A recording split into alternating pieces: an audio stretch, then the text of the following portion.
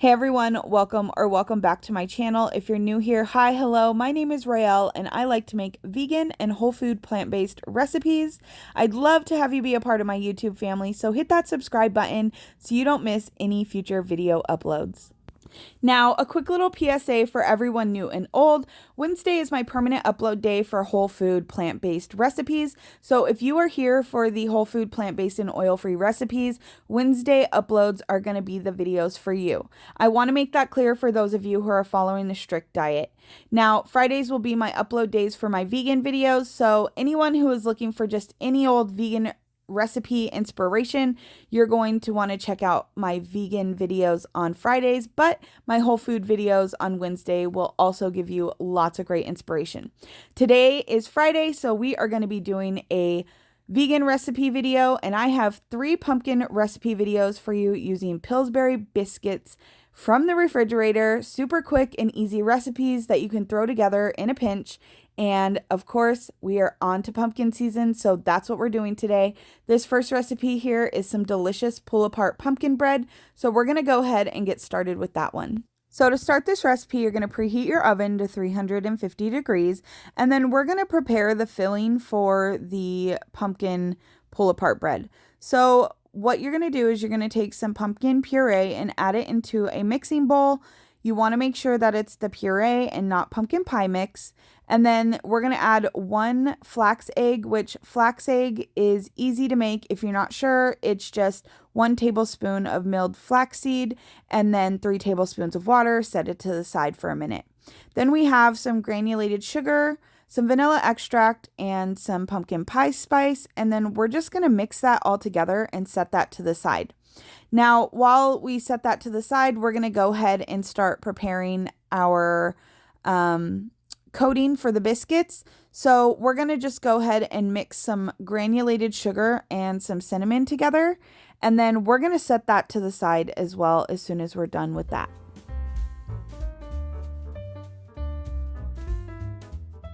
Now we're going to go ahead and take our Pillsbury Grand Southern buttermilk biscuits. These are accidentally vegan. You can use any of the large Pillsbury biscuits. You just want to check the ingredients on the back, make sure they don't have any milk in them. And then we're just going to prepare these so that we can start building our pull-apart bread. So to do that, we're just going to go ahead and start slicing all of these biscuits horizontally in half. So we're basically going to take the 8 biscuits that we have, and we're going to turn it into about 16 biscuits. So I'm going to go ahead and slice all of those and set them to the side, and then we'll begin our next step.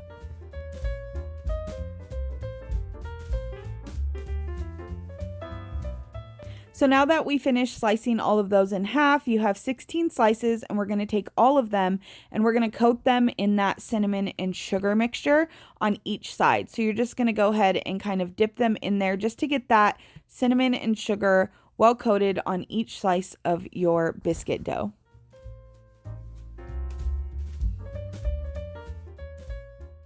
So now we're going to go ahead and take our baking pan. I just have a regular sized baking pan here. Mine actually might be a little larger. I don't know the size because it doesn't say on it. It's just a Martha Stewart stoneware one, so I'm not exactly sure. But we're just going to take that biscuit dough and we're going to go ahead and start layering it with that pumpkin pie filling mixture that we made in the beginning. And we're just going to put it on each layer and then just start stacking them on top of each other. So you're just going to go ahead and go through each and every one and just keep stacking until you run out of biscuit dough.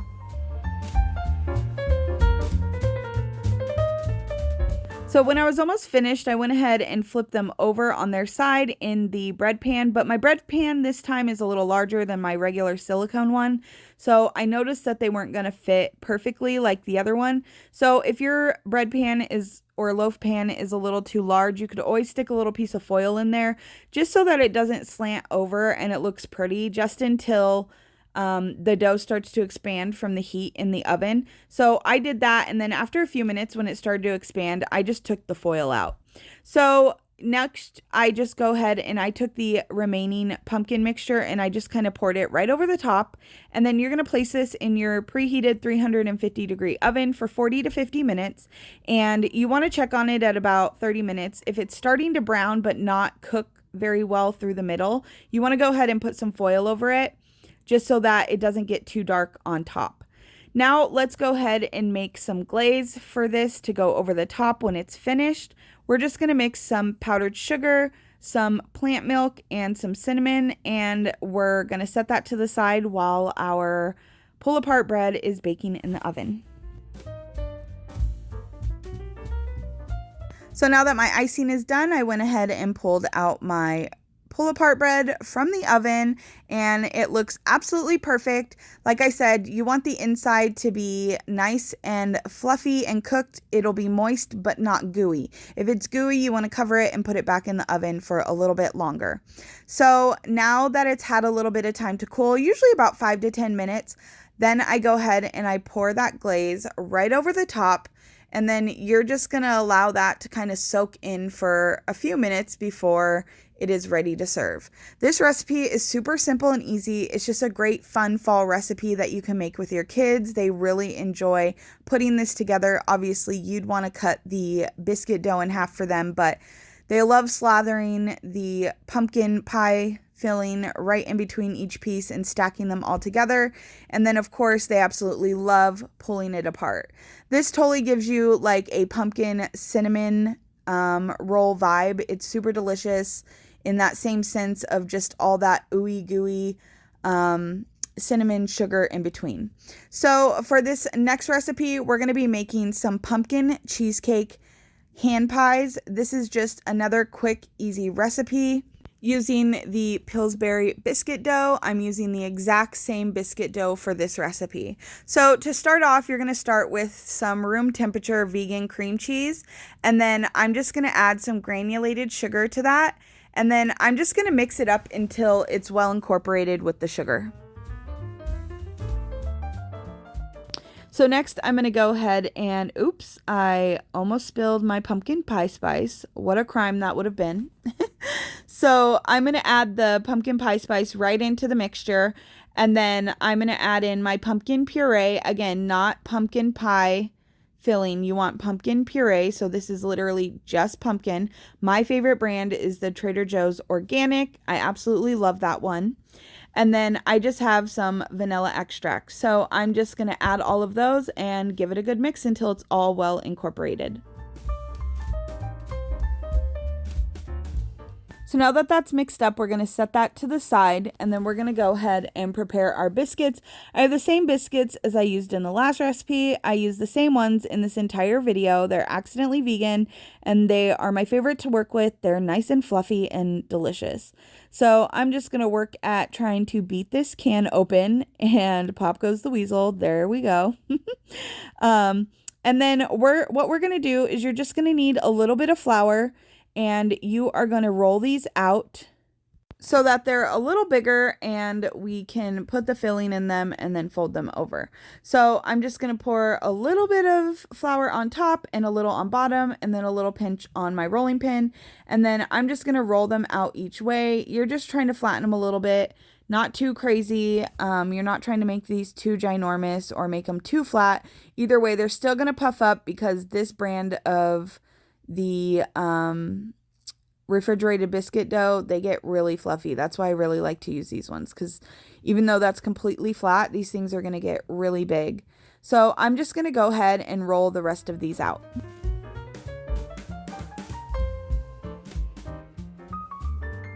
So now that I finished rolling these ones out, I'm going to go ahead and start putting that pumpkin pie filling right in the center. Now, you don't want to overfill these. You're going to need about a tablespoon. I don't know why with this first one, I was trying to be ambitious and put 2, but this filling actually makes enough for you to fill up 3 cans of these biscuit doughs. So you can make 24 of these with this filling mixture that I have here. So then we're just going to go ahead and repeat this process with all of them. You're going to put some filling in it, and then you're just going to seal each one off with your fingers. You want to make sure it's nice and tight so that they don't pop open while they're baking. So once I went ahead and finished forming all of my hand pies, I'm gonna place them on a baking sheet, and then I'm going to poke each and every one of these with a fork so that they can have some ventilation so that that filling doesn't try to explode out the sides of our hand pies. So then we're gonna take some aquafaba, which if you're not familiar or not sure what that is, it is just the juice from a can of chickpeas or garbanzo beans. And we're going to go ahead and brush that over the top of our hand pies. We're kind of using this as a egg wash substitute of sorts to give it a nice little shine and to help our pumpkin pie spice and sugar mixture over the top. So we're going to go ahead and coat all of these, and then we're going to dust them with just a simple little mixture of some pumpkin pie spice and some granulated sugar. So I'm just going to finish putting that mixture right over the top, and then we're going to place these in a 350-degree preheated oven for 18 to 22 minutes. You're waiting for these to get nice and golden brown, and then you're going to want to pull these out and allow them to fully cool before you eat them. They look so delicious when they come out. They're so beautiful. That aquafaba gives them a delicious, amazing crust, and they're just so good. I store these in the refrigerator and then just warm them up when we want to eat them, and they're super delicious. That pumpkin cheesecake flavor is everything, and we absolutely love everything pumpkin over here and cheesecake, so when you pair the two, you cannot go wrong. So now we're going to go ahead and get into our third and final recipe, where we are going to make some waffles using biscuit dough in my mini dash pumpkin waffle maker. Did I say that right? But you can use any kind of waffle maker. I have a little bonus recipe here for you guys, and we are going to start off by making our own syrup. You don't have to do this. You can just use your own syrup at home, pre-made syrup, maple syrup, whatever you like. But we're going to go ahead and make a quick little maple pumpkin syrup to go with this recipe. So I'm just going to start here with some water, and then I have some maple syrup, and then I have some pumpkin puree, again, not pumpkin pie filling, and then I have some vanilla extract, and then some sugar. And then we're just going to give this a good little mix. Oh, also some pumpkin pie spice. I almost forgot that. Sorry, I'm doing my voiceover, and it's kind of hard to remember. I make so many recipes in a day that if I'm not paying attention, I can definitely miss something. So we're just going to mix that until everything is well incorporated. And then we're going to go ahead and bring that to a boil for about 3 minutes. And then we're going to shut it off. And then you're going to want to allow this to cool. I store this in the refrigerator. It's good for a couple weeks. It's super delicious. It's like just the perfect fall flavors. You could add this to your coffee. You could do anything with this. Pour it over some oatmeal. It's so good with anything, guys. Honestly, absolutely love it. So we're going to go ahead and let this cook up.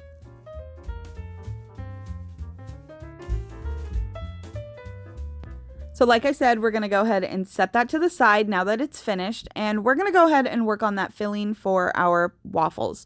So this is just a quick little filling. We have some more, you guessed it, pumpkin puree, and then we have some brown sugar, and then I also have some pumpkin spice seasoning. So we're just going to mix all of those together until they're well incorporated. Once that's well incorporated, you're just going to set that to the side, and we're going to open up another can of biscuit dough. So let's go ahead and check out how I do this time. Bang, bang. Nope, nope. Going to use the finger trick, and pop goes the weasel. So we're just going to go ahead and we're going to slice these horizontally, but not all the way. So we're just gently cutting them until a little bit before the edge so that they're open like this, and you can put the filling inside, but you don't want to cut all the way through. I mean, if you did, it wouldn't be horrible. You just have to seal all sides. So we're just going to put about a tablespoon of that mixture right inside, and then we're going to seal the edges just like we did with the hand pies, but then we're going to kind of flatten and stretch them out a little bit. So you don't want that pumpkin pie filling just all bunched up in the middle like that. You want to kind of like stretch it out a little ways. So I go ahead and do that. I'm going to be using my Dash pumpkin waffle maker, but you could use a regular Dash. You could use a big waffle maker, which, I mean, you could probably fit 2 of these in. It just depends on the size of yours, but you do whatever you're comfortable with. You use whatever you have. You could probably even cook these on a pan with some vegan butter or some cooking spray if you don't have a waffle maker, or you could even pop these in one of the Dash mini pancake makers as well. Possibilities are endless, and surprising enough, these would cook up on a stovetop. So I'm going to go ahead and finish cutting these open and filling these with the filling.